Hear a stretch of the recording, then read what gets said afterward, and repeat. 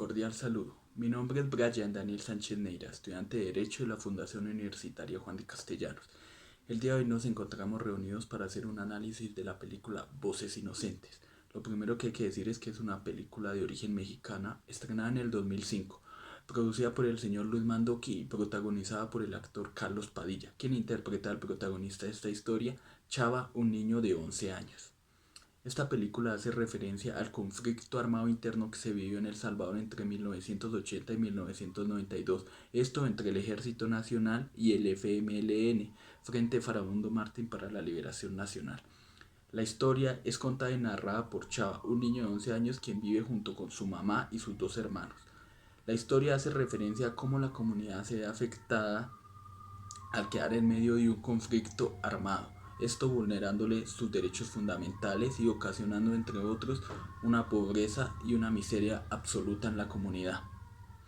La historia narra diferentes sucesos de lo que le va pasando al protagonista, hasta cumplir 12 años, edad en la cual el ejército, representando al Estado, ingresaba al pueblo para reclutar todo menor varón que cumpliera esta edad para hacerlo partícipe en la guerra. La historia además cuenta sucesos de cómo el ejército coaccionaba y aterrorizaba a la población, no dejando realizar eventos culturales o religiosos como la Eucaristía que se realizaba cada domingo, o cómo al ingresar al pueblo imponiendo su poder armamentístico buscaban atemorizar a la población. Si estos sucesos ocurrieran en Colombia, podríamos decir que bajo nuestro ordenamiento jurídico les imputaríamos los delitos de actos de terrorismo en concurso heterogéneo sucesivo con reclutamiento de menores. Esto porque cometieron diferentes actos en diferentes momentos y lesionaron diferentes bienes jurídicos. Lo primero que hay que decir es que estos delitos buscan proteger las personas y bienes reconocidos por el derecho internacional humanitario.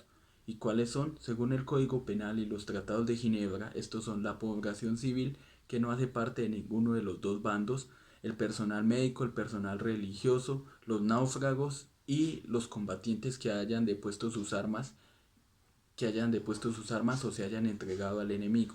Principalmente este es el propósito de los convenios de Ginebra, que busca humanizar la guerra, ya que si bien la guerra no se puede evitar porque viene con la condición del ser humano, sí se trata de que sea menos dolorosa. ¿Por qué estos delitos? Como ya lo dijimos bien, en diferentes momentos se demostraba cómo el ejército, principalmente, entraba a la población con el fin de atemorizarla, ya que realizaba diferentes actos, como no dejando dictar la Eucaristía o presionándolos mostrando su poder armamentístico.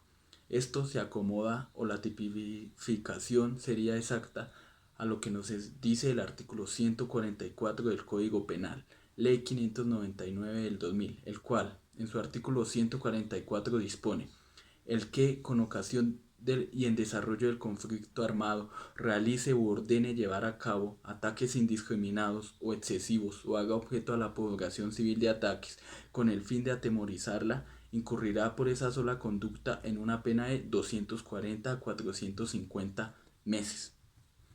Era preciso ver cómo este era el propósito del ejército: ingresar al pueblo y atemorizar a la población con diferentes actos, como, como ya lo dijimos, no dejando que se realizaran las Eucaristías, mostrando sus armas o incluso reclutando a los menores.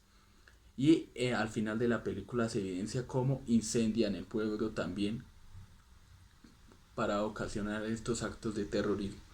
En el desglose del tipo penal, o lo que podemos decir de este tipo penal, es que para que se dé esta condición de actos de terrorismo es menester que se dé en un conflicto armado reconocido. De lo contrario sería puramente terrorismo, que tiene otra tipificación diferente.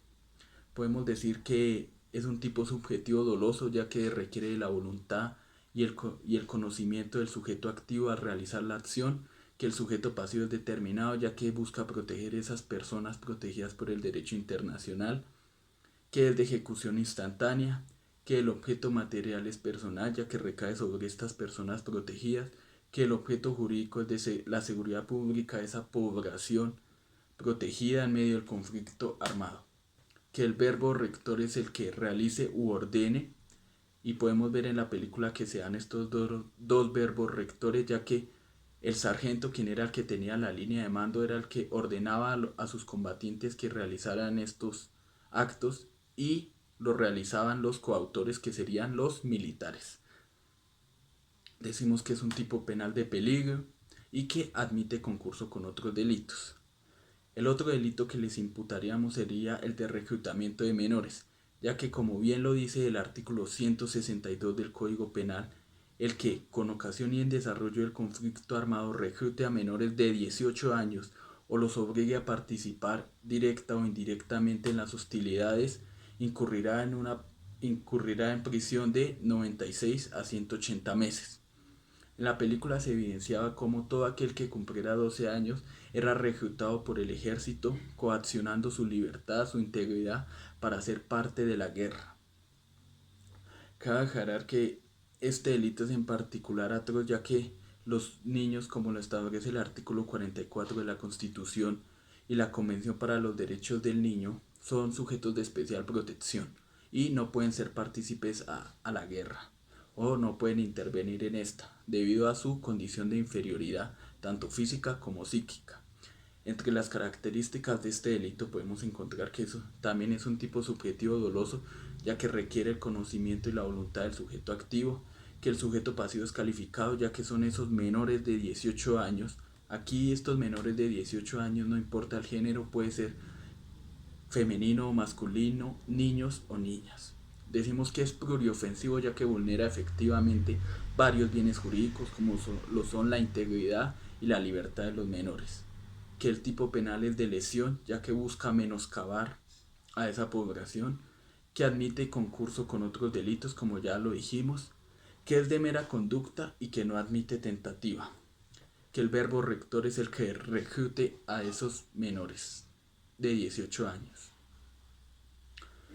Es preciso aclarar que en esta película es particular ver cómo estos delitos los cometía no los grupos al margen de la ley, sino el ejército, quien representaba al Estado, lo cual hace aún más gravosa su situación, ya que por ostentar esta calidad de servidores y esta posición determinada dentro de la ciudad, dentro de la ciudadanía, hace que su conducta sea más gravosa.